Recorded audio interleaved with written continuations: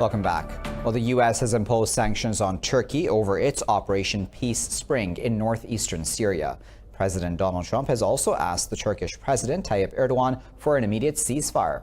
The Treasury Department announced those curbs on 2 Turkish ministries and 3 senior government officials. Washington imposed sanctions on Turkey's Ministry of National Defense and the Ministry of Energy and Natural Resources. Turkey's National Defense Minister Hulusi Akar, Energy Minister Fatih Dönmez, and Interior Minister Süleyman Soylu have been targeted. Well, meanwhile, the Syrian government troops have moved into the battle zone, setting up a potential clash with Turkish-led forces. Damascus deployed troops near the Turkish border after Kurdish forces struck a deal with the Syrian government on Monday.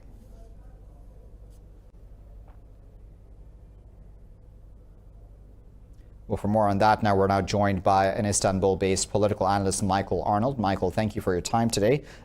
Michael, with Washington imposing sanctions, President Trump calling for an end to the operation, and even Kurds now teaming up with President Assad's forces, these odds now seem to be stacked against Ankara, don't they? How will this affect Operation Peace Spring? I think the threat of U.S. sanction at this point won't have an effect on the actual operation.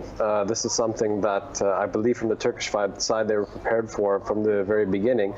And as I say, I think it's too little too late from the American side. Turkey has been determined to carry out this border operation for some time now.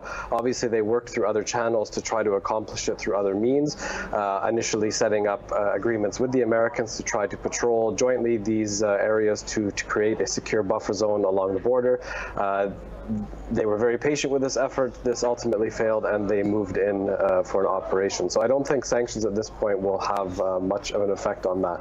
In terms of the Syrian government forces coming to the area, obviously that complicates matters to a certain extent. But what is coming out of Moscow today, which of course is the main backer of the Syrian government, is that communication has been established to try to ensure that no direct confrontation occurs between both sides. And I would imagine at this point that despite the bravado that the Syrian government forces would not really want to engage Turkey directly in this area. As you well know, Michael, Russia disapproves of Syria's territorial violations, and it's making that very clear. Can this operation then jeopardize this budding alliance between Moscow and Ankara? At this point, I would say no. And the reason for that is because ultimately, and I think we're starting to see this play out perhaps on a faster timescale than we were initially seeing it, is that ultimately the major players, as they have come to be in Syria at this point, are Russia, Iran, and Turkey, with, of course, the Syrian government, the opposition being in there as well. I think what we're seeing now is that with the Turkish operation and with the withdrawal of American forces is that there will be a stronger push, particularly as this operation unfolds and as it comes to a close in the weeks and months ahead, to move forward the timetable for the political solution for the conflict in Syria. Let's keep in mind that the Constitutional Committee has been agreed upon between these 3 sides and between the Syrian government and the opposition as part of the Astana process, which of course is being led by Turkey, Iran, and Russia. So I think, obviously Russia has its concerns, all the players involved have its concerns, but I don't think at this point that the Turkish operation has any real serious repercussions in terms of their current negotiation tracks and their relationship with Russia. Very well, we'll leave it there at that, Michael. But of course, as always, we appreciate your time and, of course, your insight. Moving on with the news now, Pakistan's Prime Minister Imran Khan is heading to Saudi Arabia as part of his initiative to promote peace and security in the Gulf region. Khan will meet Saudi King Salman bin Abdulaziz and Crown Prince Mohammed bin Salman. Earlier, Prime Minister Khan visited Iran, where President Hassan Rouhani hailed his efforts for peace. Iran's president said an end to the Yemen war is a prerequisite to regional peace.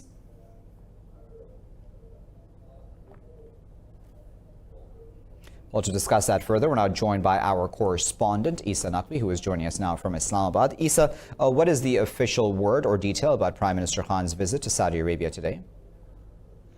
Prime Minister Imran Khan is expected to leave shortly for Saudi Arabia's visit. Earlier, he had visited Iran where he met President Hassan Rouhani and the Iranian Supreme Leader Ayatollah Khamenei, and has said that Pakistan believes that tensions between Saudi Arabia and Iran are a threat to the whole developing world, because they are going to lead towards skyrocketing prices of the petroleum products, and the human beings living, especially in the developing countries, they are going to be affected. So now he has he had concluded his visit to Iran, and after coming back, it was announced that Prime Minister Imran Khan will leave for Saudi Arabia for this visit. And then, Issa, there are rumors Minister Khan may also visit Iran on the way back from Saudi Arabia. What have you heard about that? The official confirmation of the visit, which was issued by the Foreign Office, has kept the visit as loose-ended. It has been said by the Foreign Office that Prime Minister will leave for Saudi Arabia today, but it doesn't say that when is he going to come back. Earlier as well, when he went to Iran, it was being talked about that he might take the next flight from Tehran to Riyadh, where he's going to have meetings with King Salman and Crown Prince Mohammed bin Salman. But that could not be scheduled. He came back to Islamabad, and now he's leaving for Riyadh. And if there is a breakthrough and there is an agreement by the Saudi leadership to actually agree on Pakistan's offer to facilitate and provide Saudi Arabia and Iran a platform to hold direct talks for lowering tensions between the two, between Iran and Saudi Arabia, to hold these talks in Islamabad. If that offer is accepted by Saudi Arabia, then this is likely that on his way back, he may have a stopover in Tehran, where he would communicate the same to the Iranian leadership, and then we could see, and there is a possibility of talks, direct talks between Saudi Arabia and Iran to start in Islamabad. Very well, Issa, we'll leave there. Of course, as always, we appreciate your reporting for us and for keeping us up to date. Meanwhile, the Duke and Duchess of Cambridge have called on Pakistan's President Arif Alvi and Prime Minister Imran Khan. Prince William and Kate Middleton are on a 5-day visit to Pakistan. During the meeting, Alvi commended the visiting dignitaries for their efforts to fight climate change and poverty. Prince William thanked the president for the warm welcome and hospitality. The royal couple appreciated the initiatives taken by Pakistan to combat climate change. This is the first visit by Britain's royal family to Pakistan in 13 years. They will travel to northern Chitral region tomorrow and will visit Lahore on October 17th. The British High Commissioner Thomas Drew earlier said the visit highlights the historical ties between Britain and Pakistan.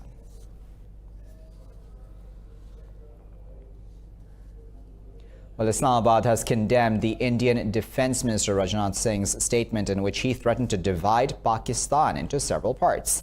In a statement, Pakistan's Foreign Office said such a statement provide insight into the BJP's extremist mindset. The Foreign Office said it is highly irresponsible of the Indian minister to threaten a sovereign country in such a manner. The statement said Islamabad is sure the international community will take notice of such radicalism. It also said that Rajnath Singh should have no doubt that Pakistan is ready to defend itself against any evil design.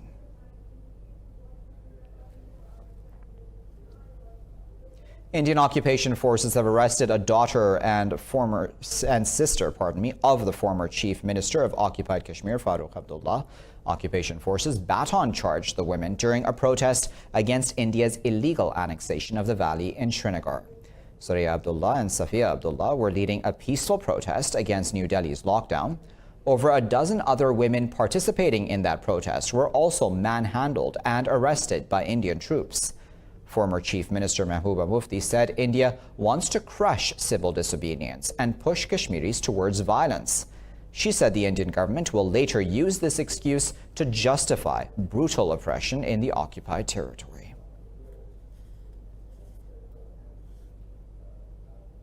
Leading U.S. newspaper Washington Post has slammed India's annexation and repression in honor of friendly ties with Saudi Arabia. Was also resolutions have to do with Trump during his pre-trial detention. Say contractor Edward Snowden. Private company in Lushuan, 3 victims were sisters. Hundreds of civilians. The House of Commons has headline approaches. in 6% of the votes.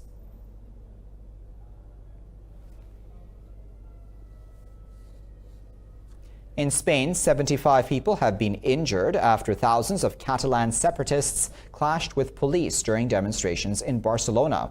The protests erupted after Spain's Supreme Court sentenced 9 of their leaders to heavy jail terms over the failed 2017 independence bid.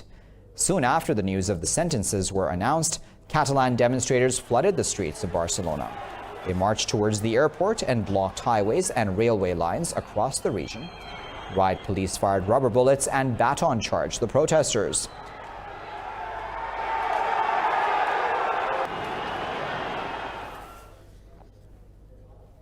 Four demonstrators have been killed in clashes with security forces in the Guinean capital, Conakry. Authorities say a policeman was also killed in protests opposing a constitutional amendment. The amendment enabled President Alpha Conde to run for a third term in office. Demonstrators set up barricades, burnt tires, and threw stones at police. Hundreds of police and gendarmes responded with tear gas and stun grenades. Police used live ammunition on protesters after failing to contain the situation. Interior Minister Burema Conde says several people have been arrested and security forces are in control of the situation. Well, in Jordan, living conditions for Syrian refugees are getting worse as the war enters its 8th year. Refugees fear they may lose their livelihoods due to the dwindling international aid and barriers imposed by the Jordanian government. This report has more.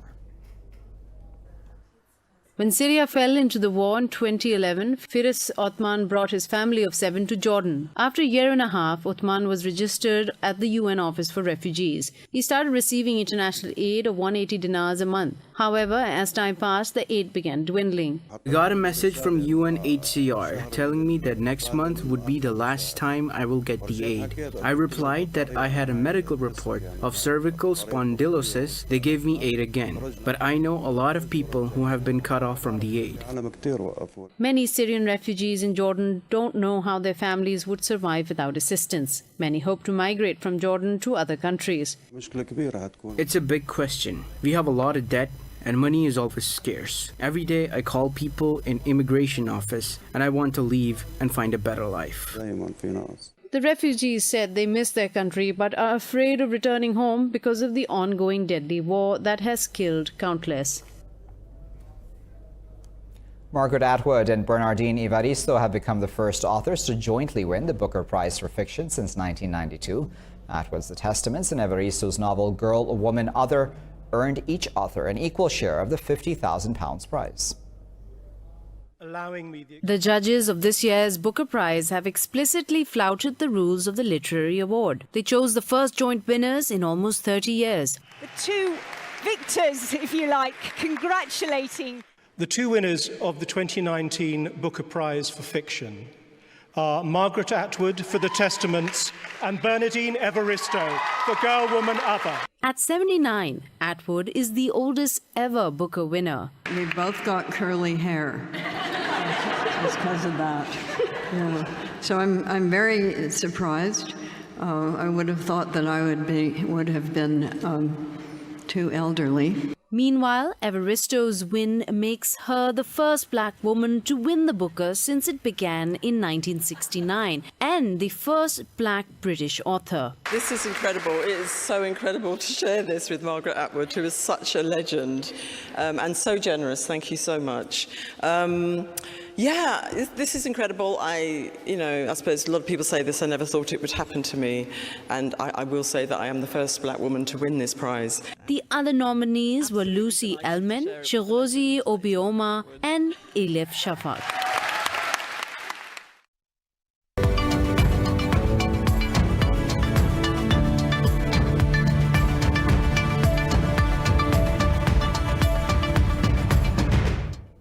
The U.S. says it will impose new tariffs on over $150 billion worth of Chinese goods if a trade deal is not finalized by December 15th.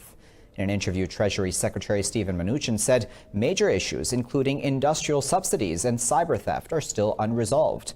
Mnuchin said he still hopes a tentative deal agreed last week to suspend fresh tariffs will be formally approved. The Treasury Secretary said more trade negotiations at various levels would take place over the coming weeks. Mnuchin's tariff warning, though, seemed in contrast with U.S. President Donald Trump's optimism from last week. Describing the talks as a love fest, Trump said the preliminary deal would take about 5 weeks to complete. He added that he might sign the deal alongside China's President Xi Jinping at a United Nations summit in Chile in December. European stocks have climbed to a 2-week high over the remarks of EU negotiator Michel Barnier for a possible deal with the UK. Retail company shares have risen to their highest since May, while travel and leisure have also hit a 1-year high. London's FTSE 100 index gained nearly 0.5%. The Pan-European Stocks 600 index also rose, marginally. Meanwhile, Frankfurt's DAX 30 and the Paris CAC 40 jumped nearly 1%. Gold prices continue to remain steady as markets await talks between Britain and the European Union.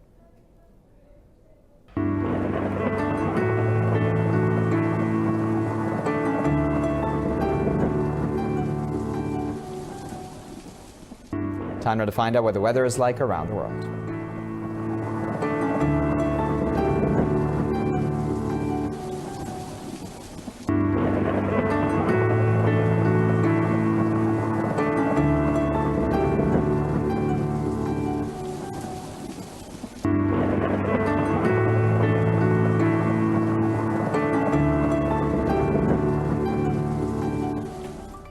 And with that, you're all caught up. Thank you for watching this bulletin here at Indus News.